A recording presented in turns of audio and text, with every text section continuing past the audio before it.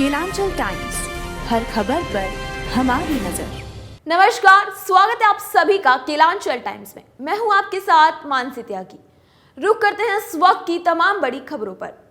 Hamas के polit bureau नेता इस्माइल हानियह ने मंगलवार को दावा किया कि उनका आतंकवादी समूह यहूदी राष्ट्र पर हमले के बाद 7 अक्टूबर को पकड़े गए बंधकों की रिहाई के संबंध में इजराइल के साथ एक संघर्ष विराम समझौते पर पहुंचने के करीब है। हानियह की टिप्पणी हमास द्वारा कतर में मध्यस्थों को संघर्ष विराम की इच्छा व्यक्त करने के बाद आई है। हानियह ने कहा, हम एक संघर्ष विराम समझौते पर पहुंचने के करीब हैं। हालांकि हमास के वरिष्ठ नेता ने उक्त समझौते पर कोई अन्य जानकारी नहीं दी। इजराइल रक्षा बलों (IDF) के अनुसार गाजा में सेना के चल रहे जमीनी हमले में आतंकवादी समूह के लगभग 70% शीर्ष नेतृत्व मारे गए। लेकिन यह देखना अभी बाकी है कि क्या इजराइल फिलिस्तीनी कैदियों की अदला बदली सहित किसी युद्ध विराम के लिए सहमत होता है। इजराइल सरकार बंधकों के परिवारों के दबाव में भी है। अधिकारियों के मुताबिक गाजा में 237 लोगों को बंदी बनाया गया है, जिनमें इजरायली और विदेशी नागरिक शामिल हैं। सोमवार को इजरायली सैन्य प्रवक्ता ने कहा कि बंधकों में 40 बच्चे हैं। अब तक हमास द्वारा 4 नागरिक बंधकों को रिहा कर दिया गया है। एक इजरायली सैनिक को बलों द्वारा बचाया गया और कथित तौर पर बंधकों के 3 शव बरामद कर लिए गए हैं। इजराइल रक्षा बल यानी कि IDF के अनुसार गाजा में सेना के चल रहे जमीनी हमले में आतंकवादी समूह के लगभग 70% शीर्ष नेतृत्व मारे गए। लेकिन यह देखना बाकी है कि क्या इजराइल फिलिस्तीनी कैदियों की अदला बदली सहित किसी युद्ध विराम के लिए सहमत होता है या फिर नहीं। पीएम नरेंद्र मोदी आज राजधानी जयपुर में रोड शो कर रहे हैं। पीएम मोदी का यह रोड शो शहर के परकोटे में होगा। करीब 4 किलोमीटर लंबा यह रोड शो होगा। शाम 5:45 बजे से यह रोड शो शुरू हुआ। प्रधानमंत्री के इस रोड शो की व्यवस्था को संभालने के लिए 2000 से ज्यादा पुलिसकर्मी तैनात किए गए हैं। तो वहीं जयपुर शहर की यातायात व्यवस्था में भी आमूलचूल बदलाव किया जा रहा है। इसी के लिए दोपहर 12 बजे से ही ट्रैफिक डायवर्जन शुरू कर दिया गया था। प्रधानमंत्री नरेंद्र मोदी के रोड शो को लेकर सोमवार रात को एक जारी रिहर्सल की गई। शहर के परकोटे को बीजेपी के झंडों और फरियों से पाट दिया गया था, जिससे पूरा शहर भाजपा में नजर आया। पीएम मोदी आज दिन भर में सूबे के अलग अलग इलाकों में 3 जनसभाओं को संबोधित कर शाम 5:30 बजे जयपुर एयरपोर्ट पहुंचे। उसके बाद वे मोती डुंगरी गणेश जी के दर्शन किए। तो वहां से फिर वो गोविंद देव जी मंदिर गए और वहां दर्शन कर पूजा अर्चना की। उसके बाद पीएम मोदी का road show Sanganeri gate Hanuman मंदिर से शुरू हुआ।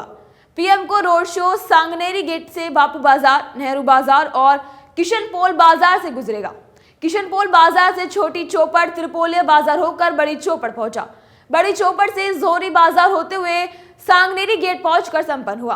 रोड शो की वजह से आज परकोटा में नो व्हीकल जोन रहा। शहर के प्रमुख बाजारों और रास्तों में बैरिकेडिंग कर दी गई थी। तो वहीं ट्रैफिक जाम से बचने के लिए वाहन चालकों को वैकल्पिक रास्ता चुना गया। शहर के प्रमुख बाजारों में वाहनों की पार्किंग नहीं की गई। तो वहीं जौहरी बाजार, किशनपोल बाजार, त्रिपोलिया बाजार, हवा महल बाजार, बापू बाजार, नेहरू बाजार, बड़ी चौपड़ और छोटी चौपड़ पर नो पार्किंग रही। प्रधानमंत्री नरेंद्र मोदी के रोड शो को लेकर बीजेपी में जबरदस्त उत्साह का माहौल दिखा। जयपुर शहर में 8 विधानसभा क्षेत्र हैं, जिसमें पीएम मोदी इन सभी सीटों के सियासी समीकरणों को साधने के लिए यहां पहुंचे। पीएम मोदी ने सोमवार शाम को बीकानेर में रोड शो किया था। पीएम नरेंद्र मोदी आज राजस्थान की राजधानी और बीजेपी का गढ़ माने जाने वाली पिंक सिटी जयपुर में रोड शो किया। पीएम मोदी का यह रोड शो शाम करीब 5:45 बजे शुरू हुआ, जो ये सांगनेरी गेट स्थित हनुमान मंदिर से शुरू किया गया। उसी के बाद प्रधानमंत्री मोदी जयपुर शहर के परकोटे में करीब 4 किलोमीटर लंबा रोड शो किया। एक बार फिर उठाया जदयू ने नीतीश कुमार के प्रधानमंत्री पद का उम्मीदवार का मामला। जदयू के राज्यसभा सांसद खीरू मेहता ने बड़ा बयान देते हुए बिहार के मुख्यमंत्री नीतीश कुमार को एक बार फिर से प्रधानमंत्री पद का उम्मीदवार बनाए जाने की बात कह दी है। जदयू सांसद ने दावा किया कि नीतीश कुमार देश के अगले प्रधानमंत्री बनेंगे और इंडिया गठबंधन को सीएम नीतीश को पीएम पद का उम्मीदवार बनाना चाहिए, क्योंकि इंडिया अलायंस के सामने और कोई दूसरा उपाय है ही नहीं। खीरू महतो ने कहा कि देश की जनता चाहती है कि नीतीश कुमार देश के प्रधानमंत्री बने। तो वहीं जेडीयू के राज्यसभा सांसद खीरू महतो के बयान पर लोक जनशक्ति पार्टी पारस गुट के नेता व केंद्रीय मंत्री पशुपति पारस ने पलटवार किया है। पारस ने कहा कि प्रधानमंत्री बनने के लिए 273 सांसदों का आंकड़ा चाहिए। जो व्यक्ति 18 सालों में कभी अपने दम पर बिहार में सत्ता में नहीं आया, वह देश की राजनीति में प्रधानमंत्री कैसे बनेगा? यह ख्याली पुलाव है और सपना देखने वाली बात है।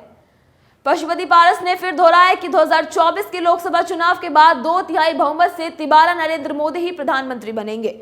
बता दें कि बिहार के सीएम नीतीश कुमार विपक्षी एकता की कवायद के अगुवा रहे हैं और सूत्रधार बनकर उन्होंने इंडिया अलायंस बनाने में सफलता प्राप्त की थी। इसी के बाद से इंडिया अलायंस की 3 बैठकें हो चुकी हैं, लेकिन ना तो प्रधानमंत्री पद को लेकर कोई बात आगे बढ़ पाई और ना ही इंडिया गठबंधन के संयोजक के तौर पर ही किसी नेता का नाम सामने आया। तो वहीं बीच में ऐसी भी खबरें आई थी कि सीएम नीतीश कुमार कांग्रेस नेताओं से नाराज हैं। इसका प्रकटीकरण 1-2 बार सार्वजनिक तौर पर भी उन्होंने किया था। हालांकि इसके बाद लालू प्रसाद यादव ने सीएम नीतीश कुमार से व्यक्तिगत रूप से मुलाकात की थी। इसी के एक दिन बाद कांग्रेस अध्यक्ष मल्लिकार्जुन खड़गे ने उनसे फोन पर सीएम नीतीश कुमार से बात की थी। उन्होंने कहा भी था कि 5 राज्यों के विधानसभा चुनाव के बाद इंडिया अलायंस की बात एक बार फिर आगे बढ़ेगी और इसकी बैठकें भी वापस से शुरू हो जाएंगी। अब जबकि आगामी 3 दिसंबर को इन 5 राज्यों के चुनाव परिणाम सामने आ जाएंगे, इससे पहले एक बार फिर से इंडिया अलायंस में पीएम पद के लिए सीएम नीतीश कुमार की दावेदारी सामने लाकर जदयू ने सियासी सुगबुगाहट तेज कर दी है। दिल्ली मेरठ क्षेत्रीय रैपिड ट्रांसपोर्ट सिस्टम परियोजना को लेकर सुप्रीम कोर्ट से दिल्ली सरकार को तगड़ा झटका लगा है। दिल्ली सरकार द्वारा परियोजनाओं के लिए फंड न देने को लेकर सुप्रीम कोर्ट नाराज है। कोर्ट ने कहा है कि दिल्ली सरकार 1 हफ्ते के भीतर 415 करोड़ रुपए दे। कोर्ट ने आगे कहा कि अगर परियोजनाओं के लिए रकम नहीं दी गई तो दिल्ली सरकार के विज्ञापन बजट पर रोक लगाकर परियोजना के लिए फंडिंग दे देंगे। सुप्रीम कोर्ट ने कहा कि दिल्ली सरकार को 1 हफ्ते का अल्टीमेटम दिया है। कोर्ट इस मामले में अगली सुनवाई 28 नवंबर को करेगा। तो वहीं सुप्रीम कोर्ट ने दिल्ली सरकार को फटकार लगाते हुए यह भी कहा कि पानीपत कॉरिडोर के तहत बन रही RRTS परियोजना में दिल्ली सरकार द्वारा अपने हिस्से का धन मुहैया नहीं करा सका है। सुप्रीम कोर्ट ने नाराजगी जताते हुए दिल्ली सरकार को कहा कि अगर आप अपने हिस्से का पैसा मुहैया नहीं कराते हैं तो फिर हमें आपके विज्ञापन बजट पर रोक लगवानी पड़ेगी और रोक लगानी होगी और इस बजट को जब्त करना होगा। तो भाई सुप्रीम कोर्ट ने कहा कि दिल्ली सरकार का विज्ञापन पर 3 सालों का बजट 1100 करोड़ रुपए है और इस साल का बजट 550 करोड़ है, लेकिन सरकार इस जनहित परियोजना को बकाया 415 करोड़ रुपए नहीं दे रही है। इस परियोजना में संबंधित राज्य सरकारों को भी इसमें अपनी हिस्सेदारी चुकानी है। सुप्रीम कोर्ट ने दिल्ली सरकार से यह भी कहा है कि 1 हफ्ते में 415 करोड़ रुपए ट्रांसफर करे। कोर्ट ने विज्ञापन बजट से ही बकाया चुकाने को कहा है, वरना विज्ञापन बजट को अटैच करने की चेतावनी दे दी गई है। हमारे आदेश को ध्यान में रखें, दिल्ली सरकार और 1 हफ्ते में बकाया चुकाएं। सुप्रीम कोर्ट ने अपने फैसले में कहा कि दिल्ली सरकार की विज्ञापन फंड को RRTS परियोजना यानी कि रैपिड रेल परियोजना के लिए दे दिया जाएगा अगर दिल्ली सरकार ने 1 हफ्ते में इस परियोजना के लिए अपने हिस्से का पैसा जारी नहीं किया। कोर्ट ने कहा कि दिल्ली सरकार का विज्ञापन पर 3 सालों का बजट 1100 करोड़ रुपए है और इस साल का बजट 550 करोड़ रुपए है, लेकिन सरकार इस जनहित परियोजना के बकाया 415 करोड़ रुपए नहीं दे रही है। सुप्रीम कोर्ट ने निर्देश दिया कि विज्ञापन के लिए दिल्ली सरकार का फंड प्रोजेक्ट के लिए ट्रांसफर किया जाए। हालांकि इस आदेश को 1 सप्ताह की अवधि के लिए स्थगित रखा और कहा कि अगर फंड ट्रांसफर नहीं किया गया तो आदेश लागू हो जाएगा। बता दें कि जुलाई में सुप्रीम कोर्ट ने दिल्ली सरकार को Delhi Meerut regional rapid transit system का बकाया चुकाने के लिए 2 महीने का समय दिया था। तो वहीं दिल्ली की आम आदमी पार्टी की सरकार ने मंगलवार को कहा कि वे RRTS परियोजना के लिए बजटीय आवंटन करेगी। मीडिया रिपोर्ट्स के मुताबिक मामले की सुनवाई करते हुए सुप्रीम कोर्ट के जस्टिस कोल ने कहा कि दिल्ली सरकार ने इसका अनुपालन क्यों नहीं किया। मैंने आपसे दूसरे दिन कहा था कि मैं आपका विज्ञापन बजट रोक दूंगा। सुप्रीम कोर्ट ने कहा कि यदि ऐसे राष्ट्रीय परियोजनाएं प्रभावित होती हैं और यदि पैसा विज्ञापन पर खर्च किया जा रहा है तो हम पैसे के लिए बुनियादी ढांचे निर्देशित करने के लिए कहेंगे। ऑस्ट्रेलिया के खिलाफ 5 मैचों की आगामी T20 सीरीज के लिए भारत की 15 सदस्यीय टीम का ऐलान हो गया है।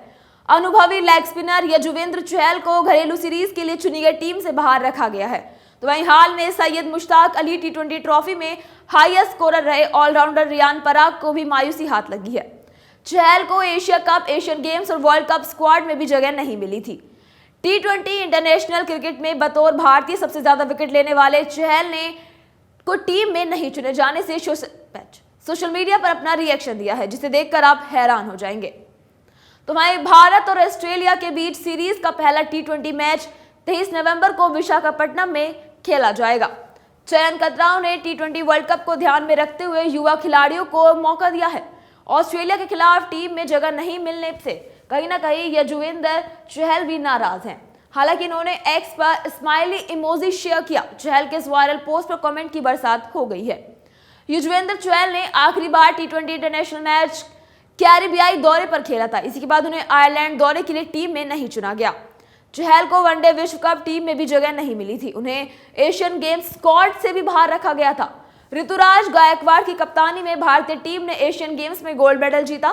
33 वर्षीय युजवेंद्र चहल टी20 इंटरनेशनल क्रिकेट में भारत की ओर से सर्वाधिक विकेट लेने वाले गेंदबाज हैं। 2016 में डेब्यू करने के बाद चहल ने 80 मैचों में 96 विकेट चटकाए, जिनमें 25 रन देकर 6 विकेट उनकी बेस्ट गेंदबाजी प्रदर्शन रहा है। इस लिस्ट में दूसरे नंबर पर अनुभवी पेसर भुवनेश्वर कुमार है। भुवी पिछले साल आखिरी बार टी20 में न्यूजीलैंड के खिलाफ दिखाई दिए थे। ऑस्ट्रेलिया के खिलाफ टी20 सीरीज के लिए चयनकर्ताओं ने रवि बिश्नोई पर भरोसा जताया है। 23 साल के लेग स्पिनर बिश्नोई ने अभी तक 16 टी20 मैचों में 25 विकेट लिए हैं। मुख्य चयनकर्ता अजीत अगरकर के नेतृत्व में 5 सदस्य सिलेक्शन कमेटी ने सोमवार रात को भारतीय टीम का ऐलान किया तो सभी हैरान रह गए। क्रिकेट के जानकार युजवेंद्र चहल और संजू सैमसन को आगामी टी20 वर्ल्ड कप के लिए संभावित खिलाड़ियों के तौर पर देख रहे थे, लेकिन सिलेक्टर्स ने यहां युवा टीम खेलने का फैसला लिया है। चहल और सैमसन को वनडे वर्ल्ड कप में भी नहीं चुना गया था, लेकिन ये दोनों खिलाड़ी इससे पहले टी20 टीम का लगातार हिस्सा थे। इस टीम चयन के बाद युजवेंद्र चहल ने अपने ही अंदाज में सोशल मीडिया पर अपना एक रिएक्शन दिया। उन्होंने एक्स पर एक स्माइली वाला इमोजी पोस्ट कर दिया। उनके इस पोस्ट पर फैंस में खलबली मच गई। उन्होंने अपनी प्रतिक्रियाएं देना शुरू कर दिया।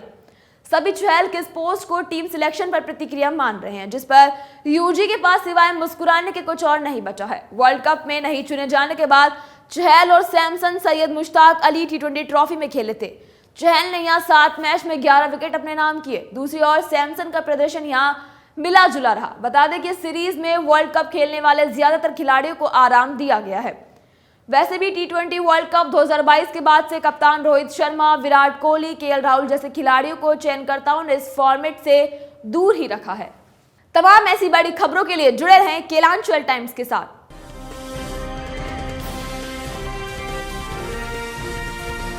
केलांचल टाइम्स, हर खबर पर हमारी नजर।